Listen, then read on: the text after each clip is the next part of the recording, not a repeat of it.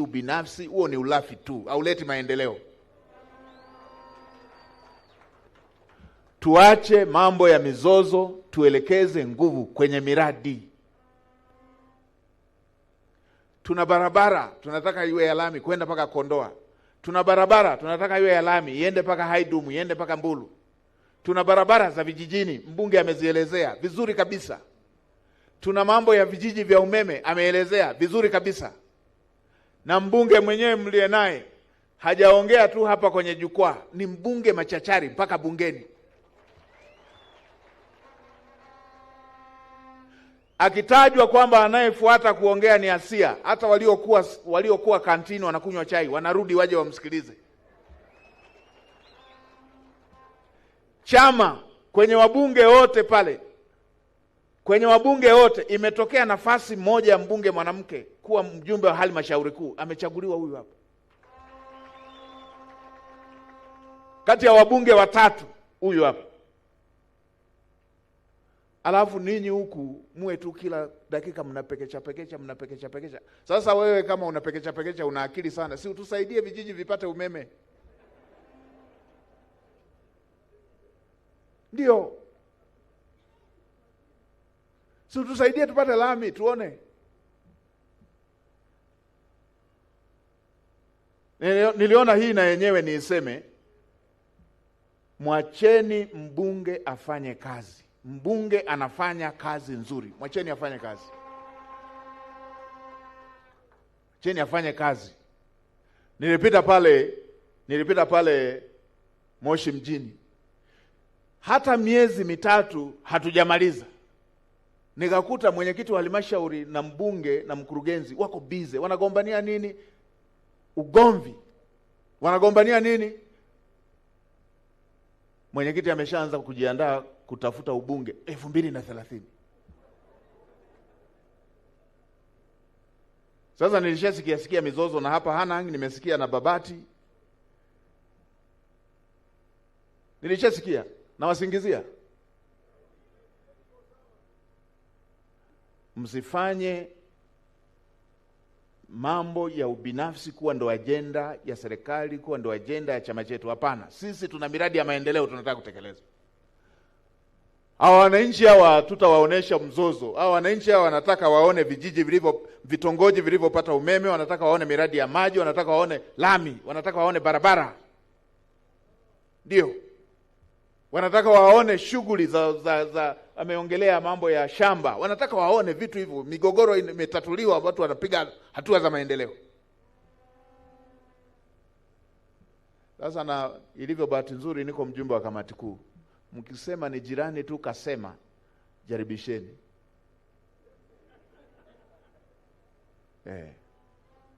Jaribisheni. Tutaongea huko mbele, jaribisheni kuendelea na mzozo. Mizozo. Ndio maana nimewaelekeza waziri wa TAMISEMI. Nimewaelekeza waandike pendekezo kwa mwanasheria mkuu. Tufute utaratibu wa kuchagua makamu mwenyekiti kila mwaka. Tunakuwa bize, watu wako bize wanalala wanaota, watu wako bize wanaota vyeo badala ya kuota kuna wananchi wana mzozo wa ardhi, kuna wananchi wameonewa hapa. Na ukienda na halmashauri ukakuta na kwenyewe wanapenda hiyo mizozo, wanawagawana madiwani. Tuna muundo mzuri, tuna kamati ya fedha, tuna kamati ya maendeleo ya jamii, tuna kamati ya miundombinu, zote kamati zipo. Ukikuta tu pamepotoka, watu wako bize wanajadili vyeo tu, wanajadili ubinafsi, vyeo, posho na kadhalika. Hakuna mtu anahangaika na kero za wananchi.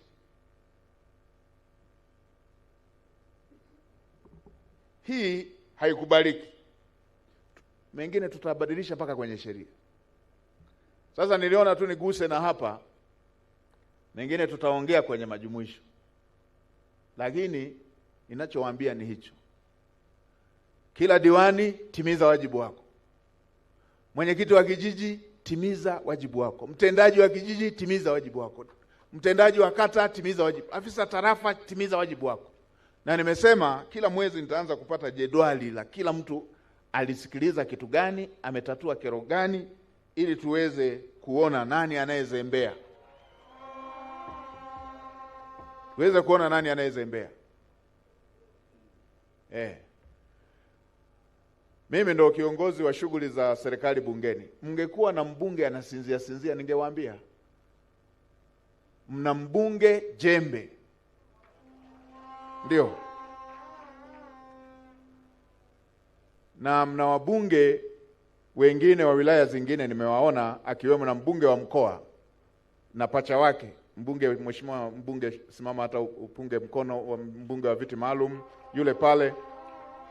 Lakini na mbunge wa Babati mjini, ambaye wakati mzee Sumaya anaongea nikawa namwambia msikilize baba anavyoongea, kwa sababu kule Babati nilimwambia umenikumbusha sauti ya mzee. Naye alikuwa anawikawika kama mzee Sumaya hivi. Na wabunge wa majimbo mengine, tunao wabunge makini. Twendeni tutulie, tupambane na masuala ya miradi ya maendeleo, kero za wananchi na masuala ya maendeleo. Nimeshamwambia mwenyekiti wa chama ataendelea kufuatilia, nimemwambia mkuu wa mkoa ataendelea kufuatilia ya upande wa serikali. La mwisho, nimeshapokea hoja za Hanani. Kama Mheshimiwa Waziri Mkuu mstaafu alivyosema, unaweza ukaona hapa majedwali hapa. Hoja zilizokuja kwa mpaka sasa, naona wengine bado wanakusanya pale, mpaka sasa ambazo zimeshakuja ni 121. Hizi hapa. Ninachofanya, niko na timu ya mawaziri wa kila sekta, na hapa kila eneo limeelezewa. Kila eneo limeelezewa.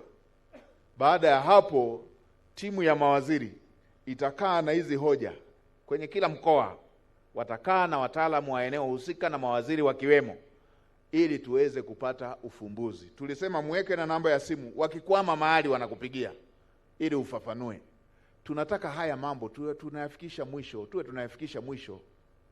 Kuna mambo tunayalimbikiza mno. Kwa hiyo leo hii, kwa wale ambao wameshaandika, hata usipofikiwa wala usiwe na shaka, kwa sababu zimeeleweka vizuri. Lakini hata hivyo tutapata fursa ya kusikia wawili watatu. Lakini pia kwa wale ambao hoja zao ziko kwenye bahasha, zimeandikwa vizuri, tutawaomba waende wawaone makatibu. Si ndio wako pale?